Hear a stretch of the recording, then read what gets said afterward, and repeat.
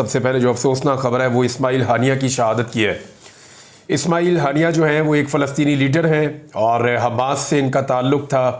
ये 2006 में फ़लस्तीन के वज़ीर-ए-आज़म भी रह चुके हैं, जबकि 2007 में फिर उसके बाद इनकी वज़ारत उज़्मा ख़त्म हो गई थी सदर महमूद निजात के हाथों में। लेकिन ये इनका बहुत पुराना ताल्लुक़ है हमास के साथ और ये फ़लस्तीन की आज़ादी के लिए, बैतुल मक़दस की आज़ादी के लिए बड़े अरसे से जदोजहद कर रहे हैं। 1962 में ये पैदा हुए थे, अब लगभग इनकी 62 साल उम्र थी और ये ईरान के दौरे पर आए हुए थे, क्योंकि ईरान के नए नौ मुंतखब सदर की वो जो तकरीब चल रही थी उसके लिए ये ईरान गए थे। पाकिस्तान के वज़ीर-ए-आज़म शहबाज शरीफ ने भी जाना था, लेकिन शहबाज शरीफ साहब जो हैं वो तबीयत ख़राब होने की वजह से नहीं जा पाए। अब उसके अंदर लोग जो है वो चीज़ें ढूंढ रहे हैं कि शायद पाकिस्तान इंटेलिजेंस को पहले पता था तो उन्होंने अपने वज़ीर-ए-आज़म को रोक लिया। तो उस तकरीब में कुछ नहीं हुआ, ये सबको पता होना चाहिए। किसी तकरीब के अंदर ये नहीं हुआ, लेकिन जब वो रात गए अपने घर पहुँचे, जिस घर के अंदर वो क़याम पज़ीर थे, तो वहाँ पे कातलाना हमला हुआ है जिसमें इस्माइल हानिया और उनके एक जो सिक्योरिटी गार्ड है, ये 2 लोग इस वाक़े के अंदर शहीद हो गए हैं। ईरान ने अभी तक तफसीलात जारी नहीं की। और देखिए, अगर पाकिस्तानी इंटेलिजेंस को पहले से पता होता तो वो कम से कम ईरान को तो आगाह कर देते ना। तो पाकिस्तान के लिए तो ज़्यादा इंपॉर्टेंट ये है कि एक मुस्लिम लीडर जिसकी शहादत के ऊपर पाकिस्तान को अफसोस भी है और पाकिस्तान ने उसके लिए एहतजाज भी किया, मजम्मत भी की और पाकिस्तानी सियासी जमातें उस पर फ्यूचर में एहतजाज करने का ऐलान भी कर चुकी हैं और उनका गायबाना नमाज जनाजा पाकिस्तान में पढ़ाया भी जा रहा है। तो पाकिस्तान ज़रूर आगाह करता अगर कोई ऐसी बात होती। इस तरह की चीज़ें जो हैं या इस तरह की चीज़ें उनको फैलाना नहीं चाहिए। कुछ लोग तो इसको यूँ बता रहे हैं कि जैसे वज़ीर-ए-आज़म की जान बचा के बड़ा कारनामा किया गया। एक्चुअली ऐसा नहीं है। इसहाक डार साहब गालिबन गए हुए हैं वहाँ पे। अब ये जो एक तकरीब थी उसके अंदर वो शामिल हुए और वहाँ वो सबकी निगाहों का मरकज़ भी थे इस्माइल हानिया, और उनकी कुछ वीडियोस भी आ रही थी जहाँ पे लोग उन्हें बड़ी गर्मजोशी से मिल रहे थे। उनकी सदर से भी मुलाकात हुई, उनकी मुलाकात हुई जो ईरान के सुप्रीम लीडर हैं आयतुल्ला खामनेई, उनके साथ भी मुलाकात हुई गुज़िश्ता रोज़। और फिर जब वो रात को अपने घर में गए तो ईरान तफसीलात अभी नहीं दे रहा, सिर्फ यही है कि उस जगह को टारगेट किया गया जहाँ पे वो मौजूद थे और उन्होंने ये कहा कि इस्माइल हानिया को यहूदी एजेंटों ने निशाना बनाया है जिसका बदला लिया जाएगा। और ये है जनाब टोटल जो ईरान की तरफ से भी इंफॉर्मेशन आई है। अभी तक उन्होंने तफसीलात जो है वो जारी नहीं की और जो हलफ बर्दारी की तकरीब है उसमें 70 से ज़ायद ममालिक के नुमाइंदों ने शिरकत की थी और बहुत सारे और लोग भी इस्माइल हानिया के अलावा वहाँ पे शरीक थे। बहरहाल ये इंतहाई अफसोसनाक वाक़या है। इस्माइल हानिया की बड़ी खिदमात हैं फ़लस्तीन के लिए और वो हमेशा से मुज़ामत के साथ साथ मफामत की बात भी करते थे। उन्होंने अमरीकी सदर को ख़त भी लिखा था बतौर वज़ीर-ए-आज़म और वो ये चाह रहे थे कि अमेरिका रोल जो अगर प्ले करना है तो फिर इस तरह का प्ले करे ना कि फ़लस्तीन को एक रियासत के तौर पे तस्लीम किया जाए, लेकिन अमेरिका ने उनके ख़त को नज़रअंदाज किया था। अब ईरान ये कह रहा है कि वो इसका बदला लेगा और ज़रूर लेगा, लेकिन इस वक्त एक डेवलपमेंट और हुई है जो बहुत बड़ी डेवलपमेंट है फ़लस्तीन को लेकर। बैरूत में जो कि दारुल हुकूमत है लबनान का, वहाँ पे एक अटैक हुआ है और हिज़्बुल्लाह के एक बहुत बड़े कमांडर फवाद शुक्र उनको भी शहीद कर दिया गया है। और ये हिज़्बुल्लाह के जो सरबराह हैं हसन नसरुल्लाह, उनके फ़ौजी मुशीर हैं। इनका पूरा नाम है सैयद मोहसिन फवाद शुक्र और इनके सर के ऊपर अमेरिका ने $50 लाख का इनाम भी रखा हुआ था। इनको लबनान के दारुल हुकूमत बैरूत के अंदर एक अटैक हुआ और उस अटैक के अंदर इनको शहीद कर दिया गया और इसकी अब कन्फर्मेशन आ रही है। तो ये 2 बहुत बड़े वाक़यात हैं। ईरान को ये देखना पड़ेगा कि इससे पहले ईरानी मिलिट्री से वाबस्ता लोगों को कत्ल किया गया और फिर ईरानी सदर जो है उनको एक हेलीकॉप्टर हादसे के अंदर वो शहीद हो गए और उस पर भी शुबहात का इजहार किया जाता है। फिर ईरान के अंदर बार बार अटैक होते हैं और अब जो है वो ईरान के अंदर एक मेहमान शख्सियत आई थी और ये बहुत बड़ी शख्सियत है। देखें, इन्होंने अपने 3 बेटे इनके शहीद हो चुके हैं, एक बहन इनकी शहीद हो चुकी है, एक बेटी इनकी शहीद हो चुकी है इस्माइल हानिया की, और 3 पोते और 1 पोती भी शहीद हो चुकी है। तो बहुत करीबी लोग इनके ख़ानदान के शहीद हुए और अब तक की इतला के मुताबिक जो मुकम्मल तफसीलात हैं उनमें 60 के करीब अफराद इस्माइल हानिया अपने ख़ानदान के शहीद करके दफन करवा चुके हैं और दोहा में फिर ये मौजूद थे। अब इनको दोहा में इनकी तदफीन की जाएगी। बहरहाल ईरान ने कहा कि हम इसका बदला लेंगे। तो ईरान के अंदर ये बहुत बड़ा सिक्योरिटी ब्रीच है और इस पर ईरान काफ़ी गुस्से में भी है। अब देखते हैं कि इसमें आगे क्या मामलात होते हैं, हम आपके साथ शेयर कर देंगे। अगली जो बड़ी खबर है वो पाकिस्तान के अंदर से है और वो एक बहुत बड़ा पोल खुल गया पाकिस्तान में। जो कि नवाज शरीफ से मुताल्लिक है। मैंने आपको इस हल्के के बारे में पहले बहुत कुछ बताया था। जो हज़ारा में नवाज शरीफ की सीट है वो इतनी बुरी तरह हारे और हज़ारा के लोग ऐसे डट कर खड़े हो गए कि उन्होंने कहा जी ये सीट तो हमने जीतने वाले को देनी है। तो जो मियाँ नवाज शरीफ साहब को हज़ारा में शिकस्त देने वाले उम्मीदवार थे, पाकिस्तान तहरीक इंसाफ की हमायत याफ्ता, वो सीट उनको मिल गई और नवाज शरीफ साहब को इबरतनाक शिकस्त हुई हज़ारा से, जहाँ से वो बहुत लंबे अरसे से जीतते चले आ रहे हैं। क्योंकि उनके दामाद कैप्टन सफदर का ताल्लुक हज़ारा से है, तो इसलिए हज़ारा के लोग नवाज शरीफ साहब को वोट डालते थे। उन्होंने हज़ारा मोटरवे भी बनाई। हज़ारा के अंदर मियाँ साहब का इंटरेस्ट हमेशा से रहता था।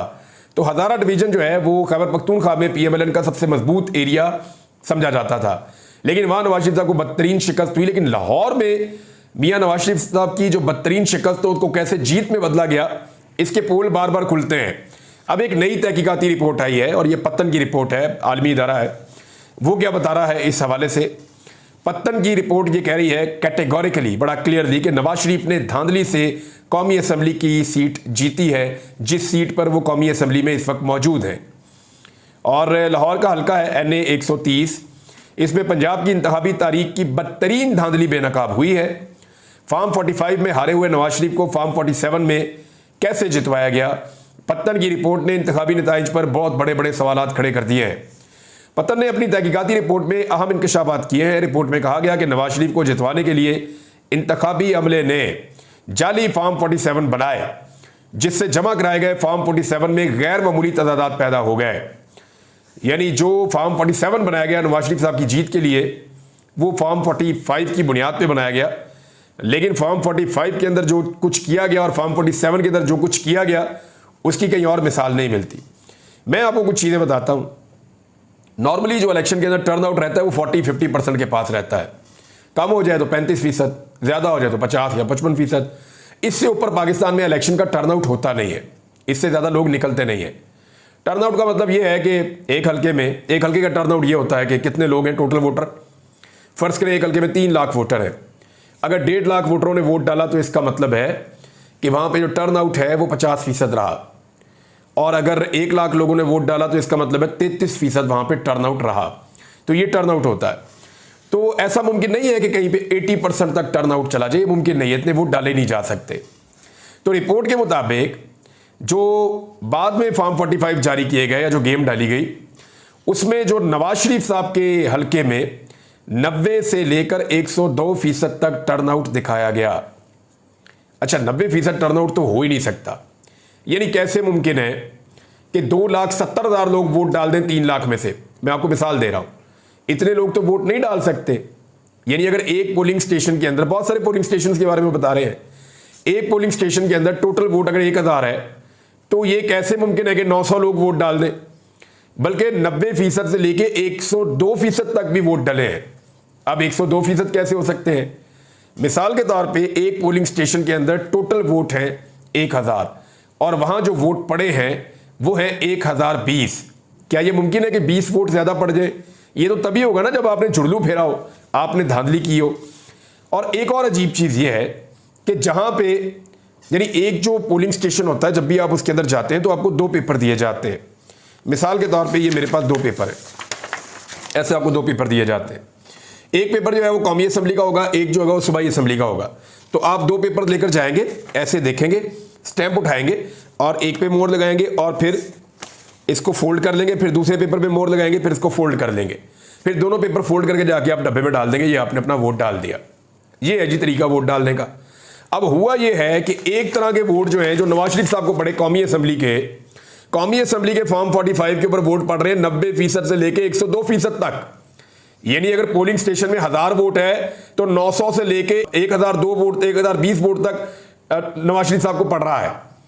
लेकिन उसी वक्त जो सूबाई असम्बली का फॉर्म 45 है, यानी ये भी साथ ही पड़ा है ना, हर आदमी को 2 मिले थे और उसने 2 ही डाले थे। ये कैसे हो सकता है कि ये आधे रह गए?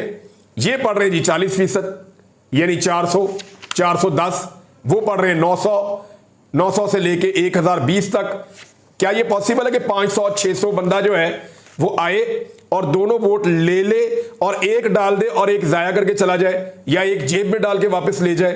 तो ऐसा पाकिस्तान की तारीख में, क्या दुनिया की तारीख में कभी नहीं हुआ, जो नवाज शरीफ साहब को जिताने के लिए किया गया है। इसको दोबारा समझिए कि एक ही पोलिंग स्टेशन में कौमी असेंबली के उम्मीदवार को जो वोट पड़ रहे हैं वो फर्ज करें 100 वोट हैं, और सूबाई असेंबली के उम्मीदवार को जो वोट पड़ रहे हैं वो है 40 से 45 वोट।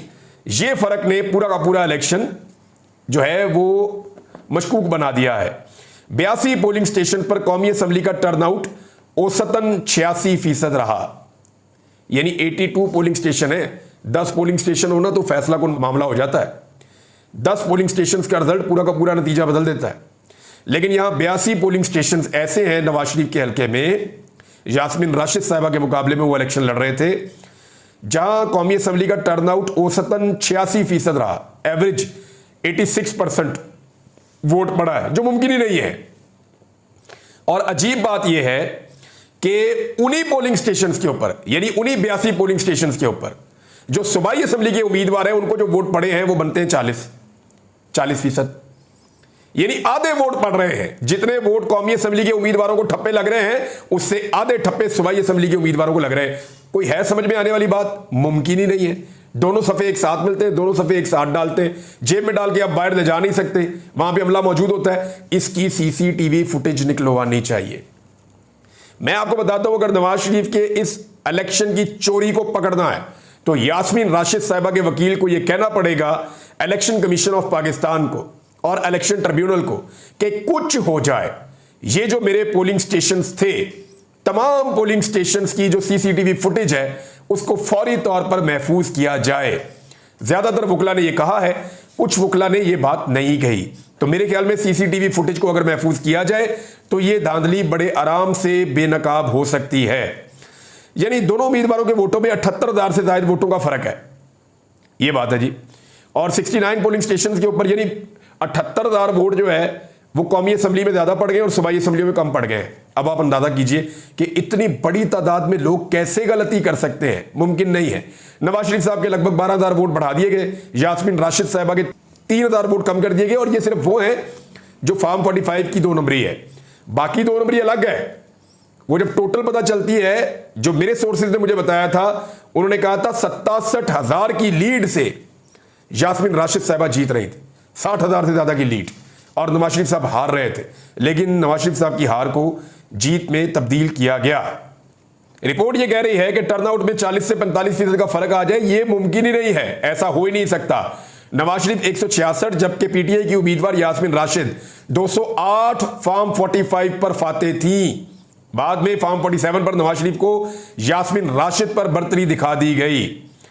अन्य 130 को 376 पोलिंग स्टेशन में तकसीम किया गया है, जिनमें 217 एक तरफ है और बाकी जो है वो दूसरी तरफ है। तो ये नवाज शरीफ साहब की बदतरीन धांधली। अंदाजा कीजिए, आपके 3 दफा पाकिस्तान का वजीर आज़म रहने वाला शख्स, 1 मरतबा वजीर आला रहने वाला शख्स 35-40 साल से इस मुल्क में हुक्मरानी कर रहा है।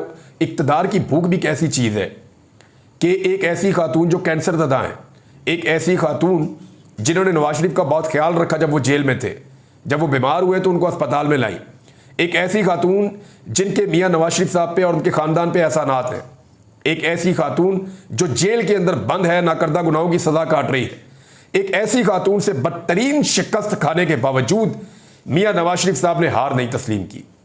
यानी कितनी बड़ी ज्यादती है। यानी करैक्टर क्या होगा इस आदमी का। यानी मुझे हैरत होती है कि कोई भी करैक्टर वाला आदमी हो, वो हार जाए तो वो हार मान लेता है।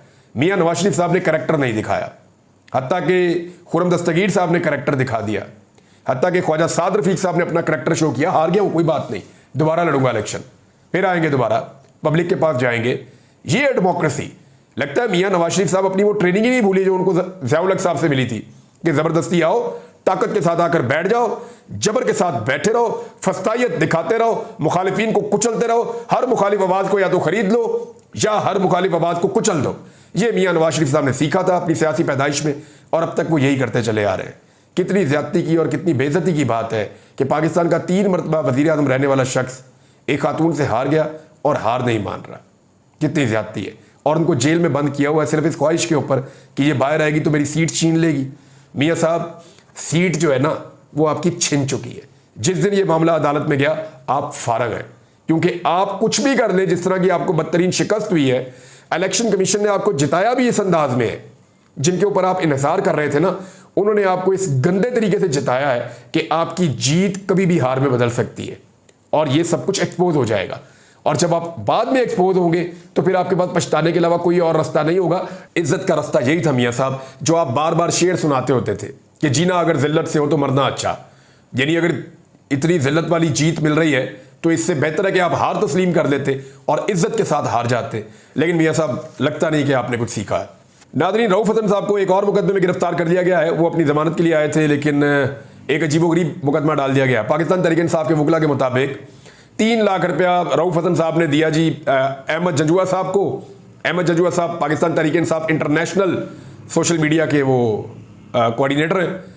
तो उनको जो है वो 3 लाख रुपया दिया। उनको इससे पहले पकड़ा हुआ था कि जी इनसे डेटोनेटर्स, बम बनाने का सामान और कलाशनकोव गोलियां, पता नहीं क्या कुछ उनके बैग से बरामद हो गया था। हालांकि उनको घर से उठाया गया था और ये कहा गया कि रास्ते में ये मिले और इनसे ये चीज़ें बरामद होगी। उनकी तो जनाब जो जुडिशल होकर चले गए। लेकिन अब उसमें रऊफ हसन साहब को जिस झूठे मुकदमे में पहले एक बंदे को फंसाया, अब उस झूठे मुकदमे में रऊफ हसन साहब को यह कहकर डाल दिया कि इन्होंने 3 लाख रुपया दिया उसको ये दहशतगर्दी का सामान लाने के लिए। 75 साल 70 साल के बुजुर्ग हैं, इतनी ज़्यादा उनकी उम्र है। वो बेचारे सिर्फ आज़ादी इज़हार राय की बात करते हैं, बोलना चाहते हैं अपने मौक़िफ़ के मुताबिक। माजी में भी लोग बोलते रहे हैं। तो यहाँ मैं वैसे ये देखता हूँ कि नवाज शरीफ बोले, फजल रहमान बोले, अयाज सादिक बोले, आसिफ अली जरदारी बोले, ताकतवर लोग बोले तो कोई बात नहीं। जैसे ही कोई ऐसा आदमी बोले जो पढ़ा लिखा है, ऐसा आदमी बोले या मिडिल क्लास या अपर मिडिल क्लास की नुमाइंदगी करता है, तो उसको पकड़ के फ़ौरन अंदर डाल दिया जाता है। वो पाकिस्तान में रूल ऑफ लॉ फिर कहाँ है? क्या हम सबके लिए एक जैसा पाकिस्तान है? ये चीज़ें देखने के बाद तो नहीं लगता। कुछ चीज़ें आपके साथ शेयर करते हैं अगले वीलॉग में। अब तक के लिए इतने, अपना ख्याल रखिएगा, अपने इस चैनल का भी। अल्लाह हाफिज़।